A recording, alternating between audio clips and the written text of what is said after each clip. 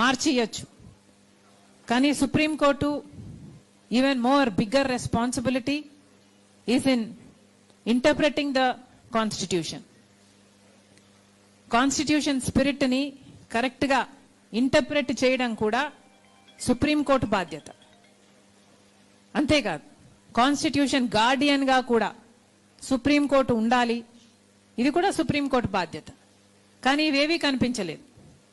కేవలం హడావిడిగా ఇది ఒక కొలిక్కి రావాలి అన్నట్టు కేవలం 2 బెంచ్తో, అందుకే కాంగ్రెస్ పార్టీ జాతీయ స్థాయిలో దీన్ని ఖండించడం జరిగింది. ఇదేమిటిది, 2 బెంచ్తో మాత్రమే ఇంత ముఖ్యమైన తీర్పు ఇలా ఇచ్చారు. ఇలా కాకుండా 7 మందితోనో 9 మందితోనో పెద్ద బెంచ్తో ఇది డిబేట్ చేసునుంటే రాజ్యాంగం ఏం చెప్తుంది అన్న ఇంటర్ప్రిటేషన్, ఫైనల్ ఇంటర్ప్రిటేషన్ డిబేట్ జరుగును. కాన్స్టిట్యూషన్ గార్డియన్స్ గా కూడా వాళ్ళు వ్యవహరించాలి అన్న విషయాన్ని మర్చిపోయి చేసినట్టుగా కనిపిస్తుంది. ఎందుకంటే కాన్స్టిట్యూషన్ స్పిరిట్ ని ప్రొటెక్ట్ చేసినట్టుగా ఇది కనిపించటం లేదు, ఇంటర్ప్రిటేషన్ జరిగినట్టుగా కనిపించటం లేదు. అదేవిధంగా కాన్స్టిట్యూషన్ గార్డియన్స్ గా అంటే ఫండమెంటల్ రైట్స్ ని కూడా వీళ్ళు గార్డ్ చేశారు, వీళ్ళు గార్డియన్స్ గా ఉన్నారు అన్న భావము ఎక్కడా కనిపించలేదు. ఎందుకంటే article 14 is saying equality, article 15 is saying prohibition of discrimination, article 25 is saying right to religion. But ఇవేవి పరిగణలోకి తీసుకోకుండా చేయటం జరిగింది. క్లియర్లీ మనందరికీ తెలిసిన విషయం, దెర్ ఇస్ అ కాన్స్టిట్యూషన్ లోనే there is a clear conflict between article 341 schedule caste and article 14, 15 and 25. ఒకే రాజ్యాంగంలో ఒకే కాన్స్టిట్యూషన్లో ఇలా కాన్ఫ్లిక్టింగ్ ఐడియాస్ ఉండడం వల్లనే ఇది, అందుకే సుప్రీంకోర్టు ఒక క్లాస్ని అప్హోల్డ్ చేసింది, ఒక క్లాస్ని అప్లై చేసింది, మిగతా కాన్స్టిట్యూషన్లో ఉన్న ఫండమెంటల్ రైట్స్తో సహా అన్ని తుంగలో తొక్కడం జరిగింది. కాబట్టే దీని మీద డిబేట్ జరగాలి. కాన్స్టిట్యూషన్లో కాన్ఫ్లిక్ట్ లేకుండా అన్ని ఏ క్లాసులు అయితే ఉన్నాయో, ఏ ఆర్టికల్స్ ఉన్నాయో అన్నీ కూడా కాన్స్టిట్యూషన్ స్పిరిట్ ని అప్హోల్డ్ చేసేటట్టు ఉండాలి తప్పితే ఇలా భావితరాలకు కన్ఫ్యూజ్ చేసేటట్టుగా, కాన్ఫ్లిక్ట్ చేసేటట్టుగా ఉండకూడదు. దానికి చర్యలు తీసుకోవాల్సిన అవసరం ఉంది. ప్రభుత్వము, పార్లమెంటు, సుప్రీంకోర్టు ఇలాంటివి అన్నీ కూడా ఇది అరికట్టే ప్రయత్నం చేయాలి. ఎందుకంటే ఇందాక అన్నలు చెప్పినట్టుగా నిజం, పుట్టుకతో వస్తుంది కులం, చచ్చిపోయినా కూడా పోదు. ఇది ఒక సామాజిక వ్యాధి, ఇది ఒక చేదు నిజం. వివక్ష అన్నది ఒక వాస్తవం. ఎవరు అవునన్నా కాదన్నా ఇందాక అన్న చెప్పినట్టుగా ఎక్కడా రాసిబడి లేదు, కానీ ఇది వాస్తవం. కుల వివక్ష అన్నది ఉన్నది. ఇది ఎంత అన్యాయం అంటే, ఈరోజు ఒక దళితుడు క్రిస్టియన్ గా మారితే ఆయన ఆర్థిక స్థితి మారటం లేదు. ఒక దళితుడు క్రిస్టియన్ గా మారితే ఆయన సామాజిక స్థితి మారటం లేదు. ఒక దళితుడు క్రిస్టియన్ గా మారితే ఆయన మీద జరిగే అవమానాలు తగ్గటం లేదు. ఒక దళితుడు క్రిస్టియన్ గా మారినంత మాత్రాన వాళ్ళ మీద దాడులు తగ్గటం లేదు. దళితుల్ని దళితులుగా చూస్తున్నారు కాబట్టే వాళ్ళ మీద ఇన్ని దాడులు జరుగుతున్నాయి. కాబట్టే వాళ్ళకి కొన్ని అప్లిఫ్ట్మెంట్ కోసం కొన్నైనా చేయకపోతే, రిజర్వేషన్లు అయితే ఏమి, లేక SC/ST అట్రాసిటీ యాక్ట్ ప్రొటెక్షన్ అయితేనేమి, ఇలాంటివన్నీ వాళ్ళకి ఇవ్వకపోతే వాళ్ళు సమాజంలో పైకి రాలేరు, బ్రతకలేరు అన్న ఉద్దేశంతోనే వాళ్ళకి ఇవన్నీ ఇయ్యటం జరిగింది.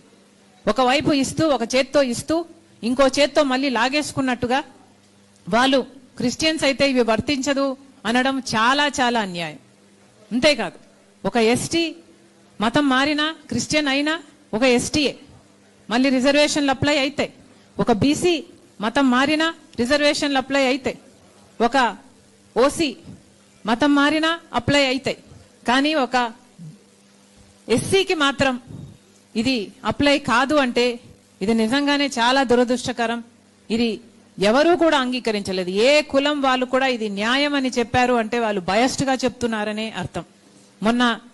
నిన్న ఇచ్చిన తీర్పులో ఇది కూడా చాలా స్పష్టంగా చెప్పడం జరిగింది. రీకన్వర్షన్ జరిగితే మళ్ళీ ఏ కులంలో పుట్టారో మళ్ళీ ఆ కులానికే వాళ్ళు చెందే అవకాశం ఉంది అని. అంటే సుప్రీంకోర్టే ఒప్పుకుంటున్నట్టు కదా, కులం అన్నది పుట్టుకతో వస్తుంది అని వాళ్ళంతకు వాళ్ళే ఒప్పుకున్నట్టయింది.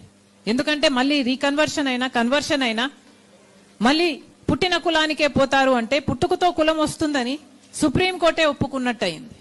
అంతేకాదు, దీంట్లో అసలు నాస్తికుల పరిస్థితి ఏమిటి?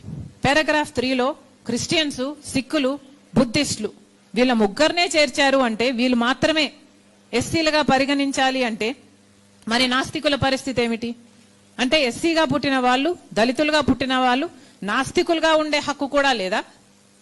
ఎవరిని నమ్మకుండా ఉండే హక్కు కూడా లేదా? ఎవరిని నమ్మాలో కూడా కాన్స్టిట్యూషనే నిర్ణయిస్తుందా? ఇది ఎక్కడి విచిత్రం? నిజంగానే ఇది ఖండించతగినదే. నిజంగానే ఎవరూ కూడా దీనికి ఒప్పుకోరు.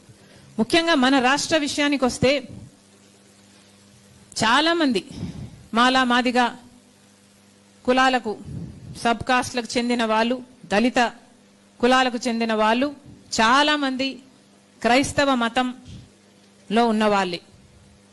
ఈ సంఖ్య మన రాష్ట్రంలో 80 లక్షలకు పై మాటే తప్పితే తక్కువ లేదు.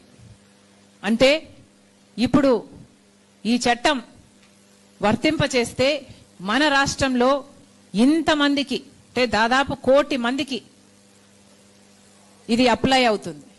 మరి ఇది ఎంత అన్యాయం? అంటే మన జనాభాలో దాదాపు 20%కి అన్యాయం జరుగుతుంది. అంటే మన రాష్ట్రంలో మనం ఇంతమంది ఉండికి కూడా వాళ్ళకు అన్యాయం జరుగుతుంటే అది ఆపలేకపోతే ఇక ఇంతమంది ఉండి ఏం లాభం? కాబట్టే అందరం కూడా అర్థం చేసుకోవాలి, నాయకులు ముఖ్యంగా అర్థం చేసుకోవాలి. దళితులకి ఈ రిజర్వేషన్లు ఇవ్వకపోతే వాళ్ళు బ్రతకలేని పరిస్థితి. దళితులకి ఉద్యోగాలలో అయినా, లేక విద్యలోనైనా, లేక రాజకీయ ఆపర్చునిటీస్లోనైనా వీళ్లకు ఈ రిజర్వేషన్లు అన్నవి వర్తింప చేయకపోతే వాళ్ళ ఐడెంటిటీ, వాళ్ళ సస్టెనెన్స్కే ఇది ముప్పు. అంతేకాదు, ఇంకా ముఖ్యం ఏమిటంటే వాళ్ళ లైఫ్కు కూడా ఒక అష్యూరెన్స్ ఉండాలి. అంటే ఎస్సీ ఎస్టీ అట్రాసిటీ యాక్ట్ వాళ్ళకు వర్తింప చేస్తేనే వాళ్ళ లైఫ్కు కూడా ఒక సెక్యూరిటీ ఉంటుంది.